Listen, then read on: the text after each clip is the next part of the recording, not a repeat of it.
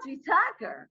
Hey, Anita. It is so great to meet you finally, although I feel as though I've known you for years and you are a long lost friend that I lost track of. Aw, I You like like it.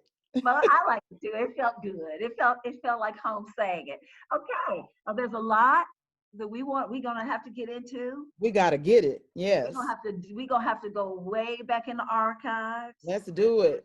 I'm gonna be emotional. I'm gonna tell you Probably. right now. Okay, I'm a bucket of water, so Okay, yeah. all right then. Yep. But we're gonna have to get our oars out and Pull it row. together. Yes, we Pull it are. all together. You know that's right. So there's a lot happening, and there's a lot that brought you here. It was a Yes. long journey, and it was definitely not, and you are not an overnight sensation, Oh but no. a sensation you are. A Oh, sensation you are. So let's now get don't start. Okay. Okay, let's Don't just you get into it start. then. Let's start at the rough part and make our way on in. Okay. Now, Okay. you were on a show, a reality show. That is where I came in contact with Audrey Yes. Tucker and her Yes. aspirations and dreams. And the reality show was based in Chicago. Yes, me. And it was a house full of women that had um, I guess one way to say it is they had things they wanted to do, but they couldn't get out of their own way. That's perfect. That's So, perfect. so they brought in people to help them reach their goals and conquer some of their roadblocks. Yes. Okay, now how does a person? First of all, the show was called Starting over. Starting Over, and how does a person? It wasn't full of people. I wasn't. I mean, it wasn't like a project or it wasn't a big house. It was like a dormitory. So how did somebody get in that house? How did people get Um, that select? I was actually working at a spa at the time, and when I would go to the spa every day, because I had about an hour commute, I would write these songs. And so I'd go to the spa and just be silly and be like, listen what I wrote today. And one of my coworkers said, you know what? I'm tired of listening to you. And there is a show called Starting Over. And she said some people have fears, this, that, or weight loss or depression. She said, but yours would be you've been in the spa business and now you want to write and sing these country songs. And I was like, girl, I am not going to do that. And she dragged me down there. And when we got there, Anita, they said, well, you guys missed it. We already shut it down. Shut the internet. And I said, that's what you get. And they said, well, they're going to take y'all as the last seven. I couldn't believe it. There were seven stragglers and they took us. When they got to me, Anita, I was like, I write country songs, I sing them in my head, and my friend made me come down here. And then I said, oh, I forgot, and I'm Black. Like they didn't know that I Right, was Black. right, right. And everybody started laughing, and they went around the table. And when they got done, the lady was like, we want the country lady. And I said, no, you don't want this country lady, honey. And they said, yes, we do. And they took me back. At that time, the show was produced by Bunham and Murray, which was the big like reality TV Right, people. right. Venom and Bunham and Murray. They did Murray. the real world and all of that stuff. Yes. Yeah, yeah. And they took me. They're the Yes, archaeotechs or whatever you call them. exactly. Right. And they took me back to sing for the people. Bunham, they were sitting there on a video. I almost died. What? And One I is a blasted. woman, right? Huh? One is a lady. Yes. And she Dead. passed. She She passed away. passed. Right. Girl, you Right. know what's going on. But Right. yeah, they took me back there and I didn't know what to do. I done blurted out some song. And the next thing I know, the lady walking me to the elevator said, they gonna have you come back tomorrow. She said, don't tell nobody yet. They gonna call you back and tell you to come back tomorrow. So I want you to be free tomorrow. I didn't believe her. And sure enough, they called back. I went back and it just started going poop, poop, poop. I was on airplanes. I was this, I was doing. And next thing I know, I'm in a limousine going to this house. You were already like feeling like It, it had happened. I I thought something was going to happen. You know what I mean? You know how I mean, stuff was happening. It was You know, moving you're so going, fast. yeah, but you're going on a show. The people who thought I was crazy, you know what I mean, including my family, they were like, that is not a thing to do, that you write these country songs. That is not nothing that you do. And I was like, yes, it is. And then when this started happening, they were like, it's something that you do. It is. It's something that you do. I was like, it's something that I do. Right, So, right. I mean, we You all do well. oh, thank you. We anticipated and expected way more. And the show didn't fail me. The show didn't, it's got some reasons why it influenced it. Right. We're But going to get into that. the country arena was just not prepared. We're going to get there. We Yep. are going to get there. Yeah. Now, but right up until then, things were moving, things were happening. Things were So happening. now I'm far more interested in you telling your story, and we're gonna like unfold it. We're gonna like let it bloom like a Origami. yeah, exactly. Okay, now after your journey brought you to the house, you guys had at that house. You had a variety of chores or like assignments that you had to do. Yeah, Girl, everybody had a bunch of assignments. And what were your assignments to get you to the place Anita, you had to be in? I realized early on that I had entered into almost like a game, um, challenging what makes you angry, what makes you tick, what can we do to get on your nerves? Because I realized then they were also looking for TV, you Yeah, know. it's not scripted, but it almost is. But there are a lot of things that get done that I know, particularly hindsight, things were being done. Yes, They would oh they definitely. would tell me things like, you've got a voice lesson. It's 30 minutes away and you need to take the van. And then I tell the house, well, I need the van at 1 o'clock. And someone would be like, I'm already using the van. And it's like, so why would they jam me up? You know what I mean? They done Mhm. jammed me up, but honey, don't do it, because I made friends with the girl. Do you remember the girl that got married? Jennifer. I'm gonna tell you the truth. You don't. The only person I remember out of that house is you. And and the only person I tuned in to see what was going on with you next. I enjoyed Girl, everybody. Enjoyed the whole show, but girl, I really was more interested in your journey and how things went with you. I am still friends with Jennifer. She was an Asian girl that was getting married, and it was a big thing. Honey, Jennifer and me we were roommates, not only Okay, housemates, we were roommates. I kind of remember somebody Boy, like that that. was my ace boon coon. She had a car hid 3 streets over. No way. Lie and say I got everywhere I needed to go using her car. And the people never knew. They didn't know They I was. never knew. Honey, me and Jennifer was everywhere. Jennifer would go home and see her mom. We were everywhere in that car. Do you hear me? Jennifer Had a was ball. Yep. So Jennifer I was was I was wise. like, okay, take the van. It got to the point where I was like, do you need the van, Audrey? Nope. I don't need no van. I don't need no subway. We got a car. Hidden. So you think they were trying to jam you up so that Oh, you would be the angry Black woman in the house? oh, they were looking for that. One thing that I think people don't know either, reality shows dive into your history heavily. Like Mhm, they knew everything. At that time, Anita, my dad was, he owned a Chrysler dealership. mhm, And I mean, we were used to good life, you know what I mean?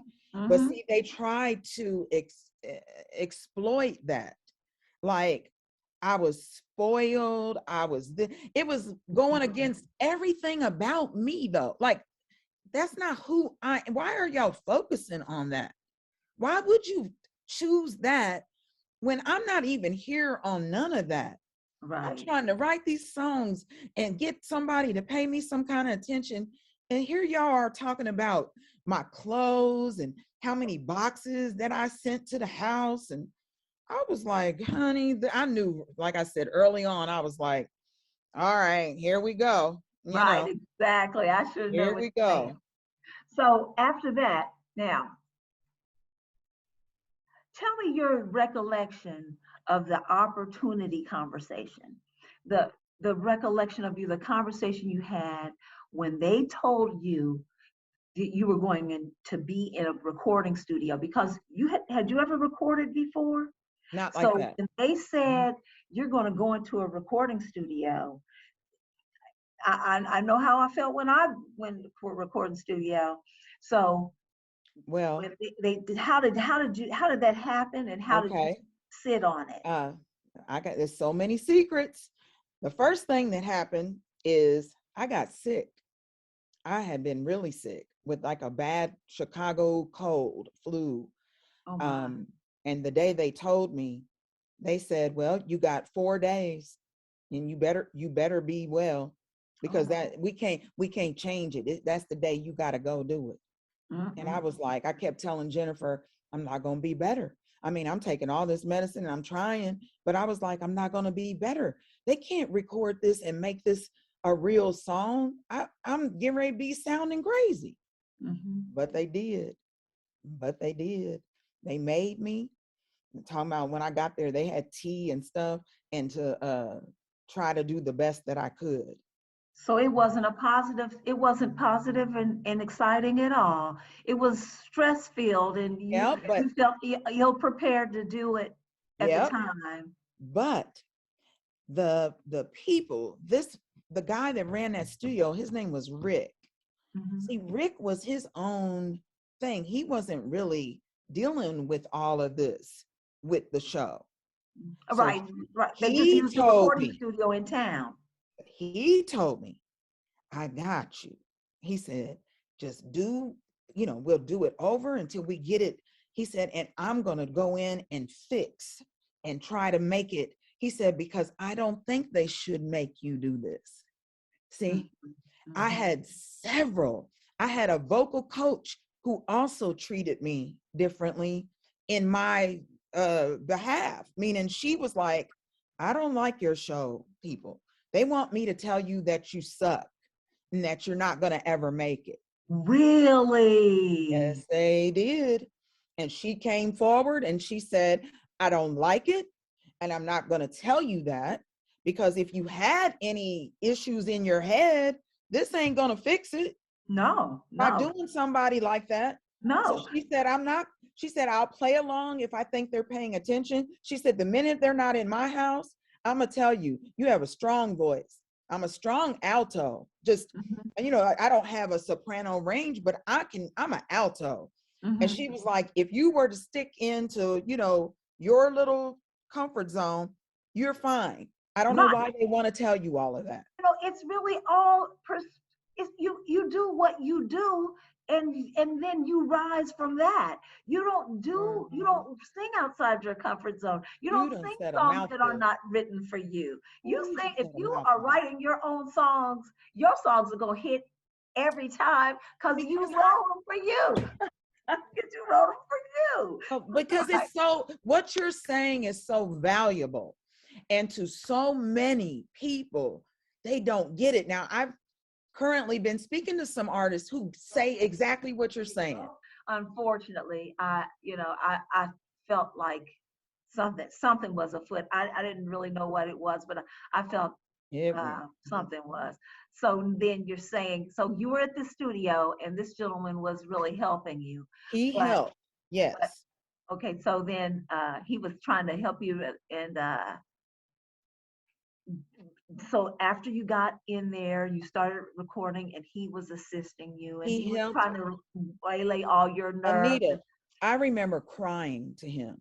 I said, this is not fair to me. I said, because this is not going to come out right. And I'm starting to realize they're not here to help me. They're here to Right. make me a failure on This is the national narrative. TV. Well, yeah, this is the narrative. They want everyone leaves with a narrative, and they've already pre-written your ending, and they're saying they've written that you are not going to come out of here winning.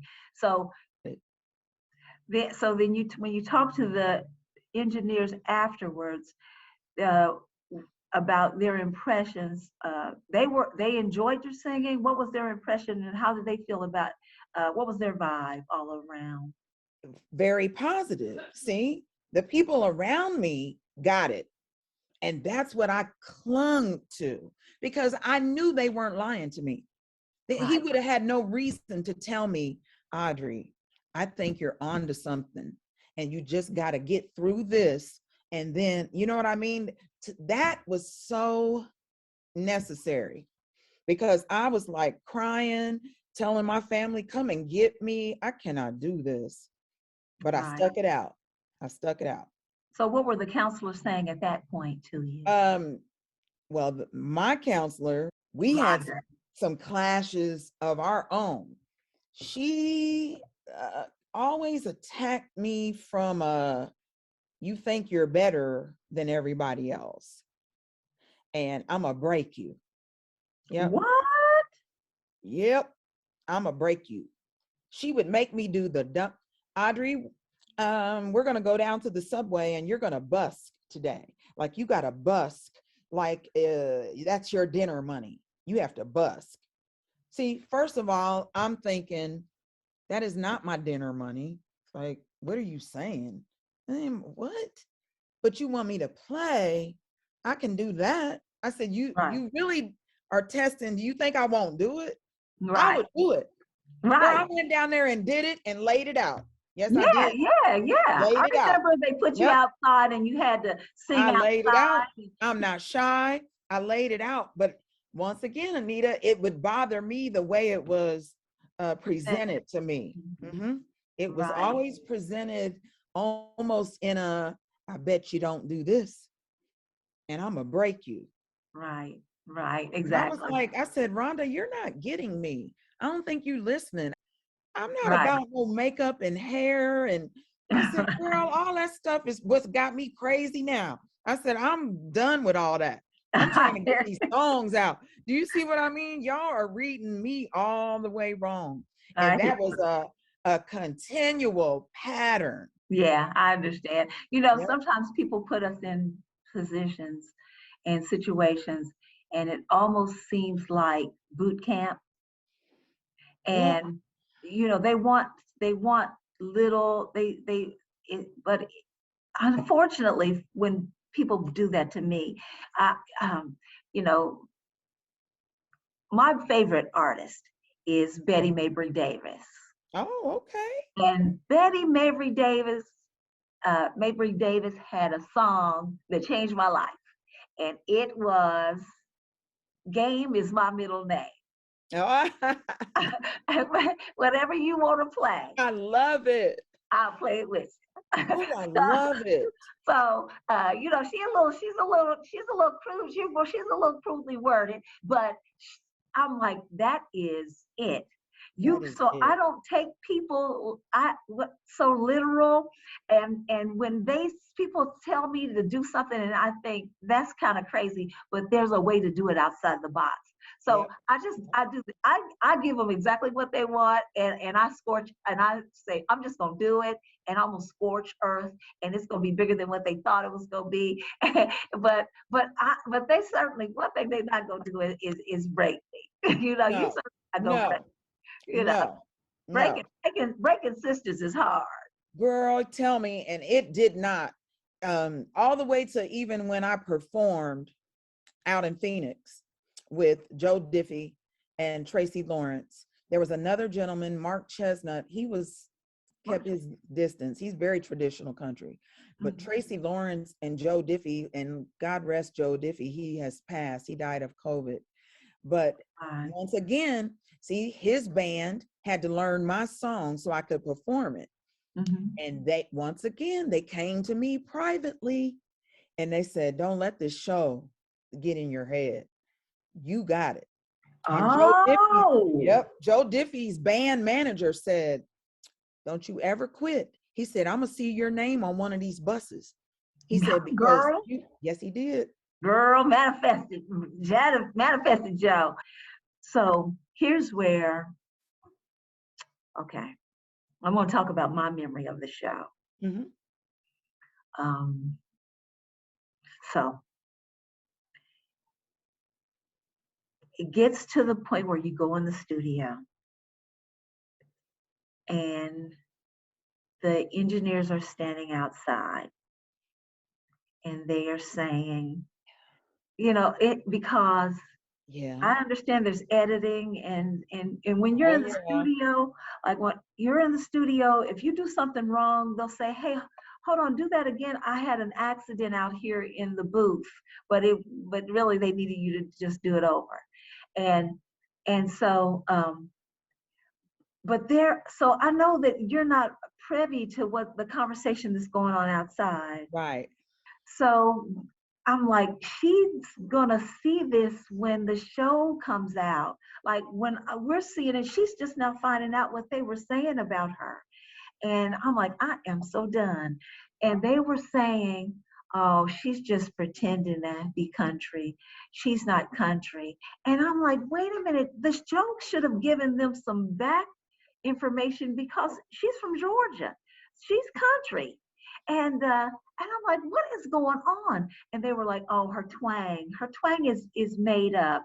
She's just doing what she thinks a country singer should do.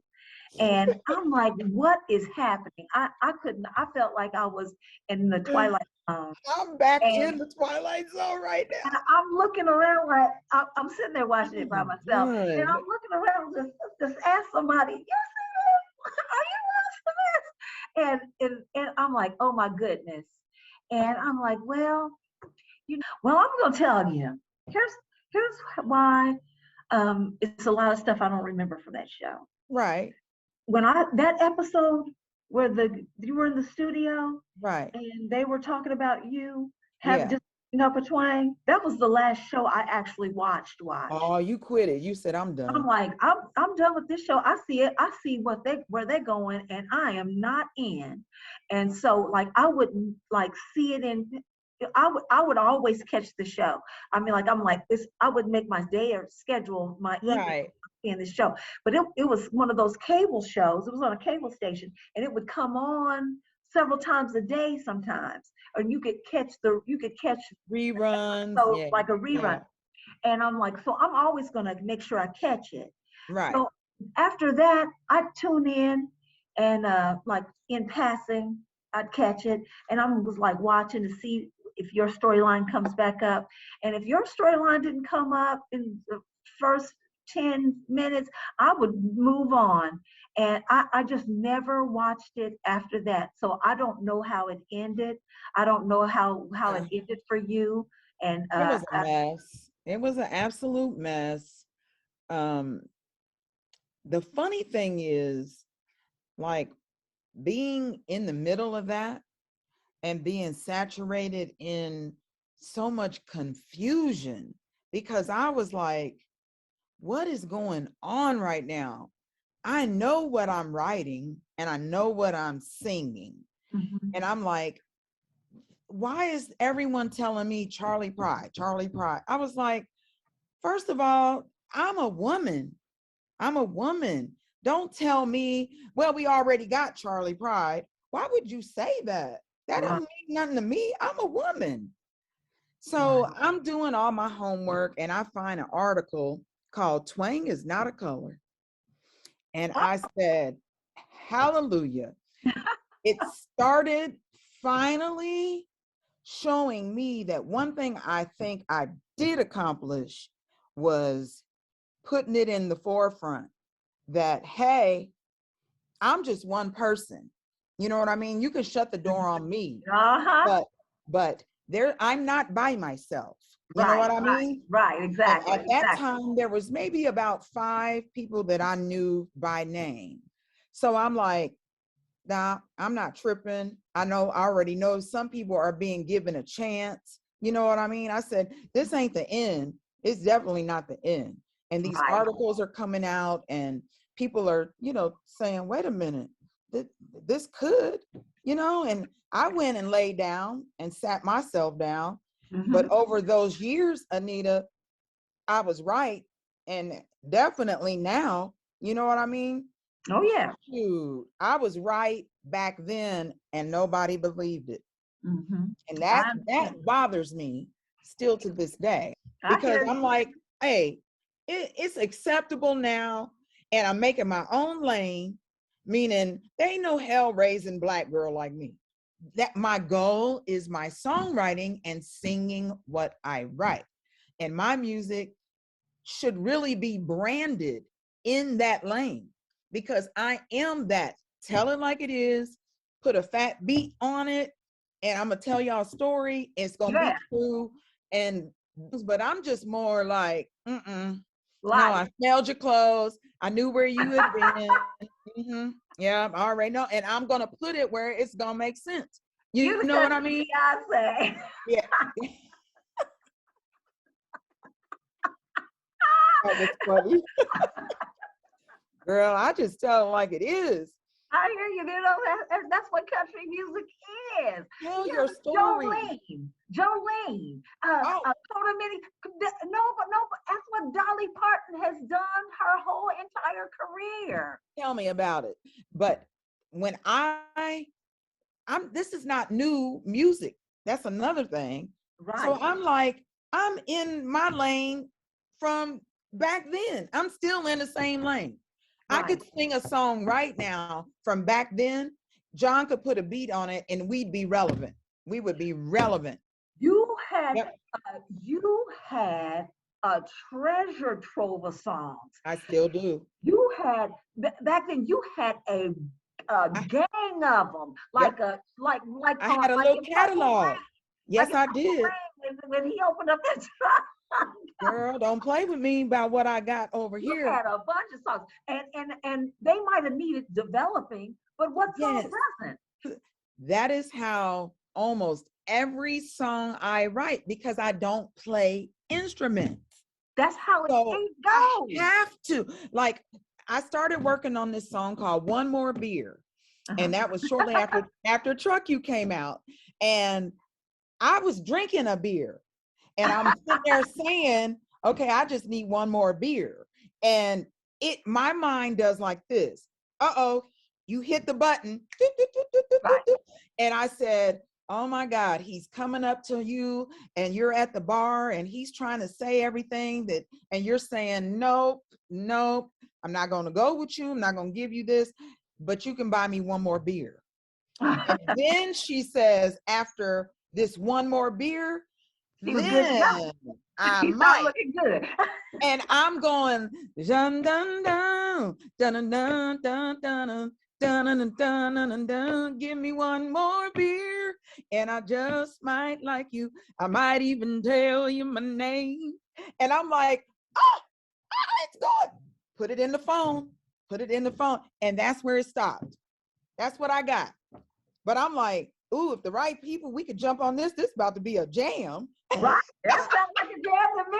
I'm about to give my sticks. I said, that's about to be the jam. I said, I run it past my son. I run it past my mom. I'd be like, hey, listen to this. Don't this make sense? And they're like, oh my God, how do you do that? You just done Right. came up. I said, honey, that's about to be the jam. That is about to be the jam. I'm gonna be looking for that. That's gonna be the jam for sure. So Man. that no matter who you are, all your songs need to be filled out and evolved. That's how Anita, that's universal songwriting. That's just how it's done. Songs are just all you write down your idea and then you keep on building on it and then you have a Anita, song. the trash man is coming. You know what I mean? What?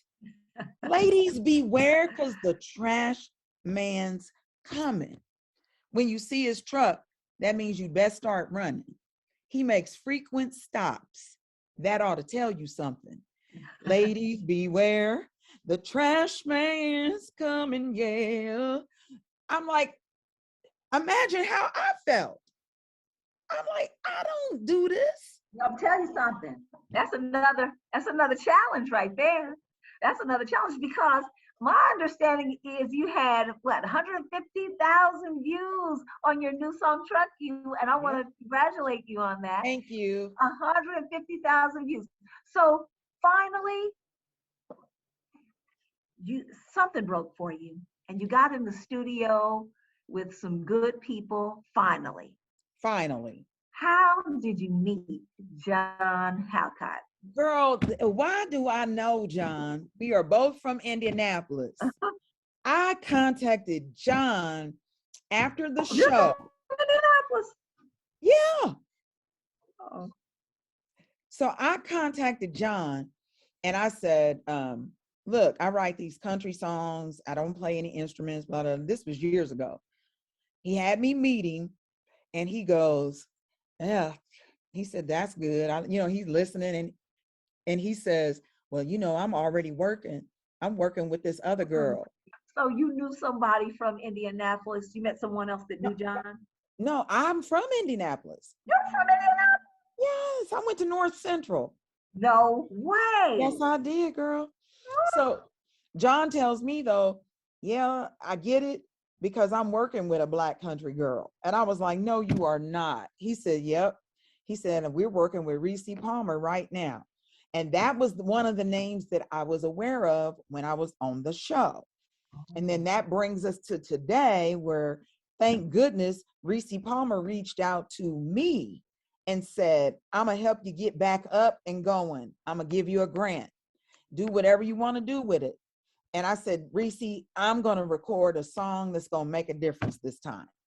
And that's what I did. I got the grant. John saw that I got the grant because it was all on her Instagram and stuff.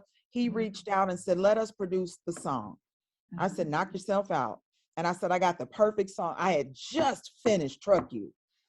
Just finished it. Now, I haven't heard it to no music, but I'm riding around my house, driving around in my F-250. I'm thinking this is a jam, right?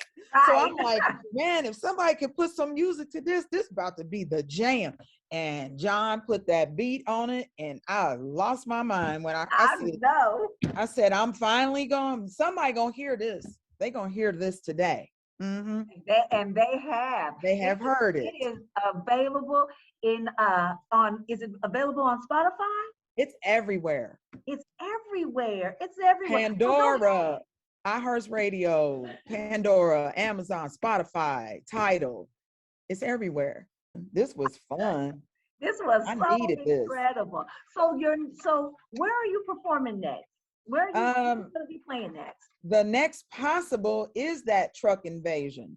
And then I have my first real festival is in August in the UK.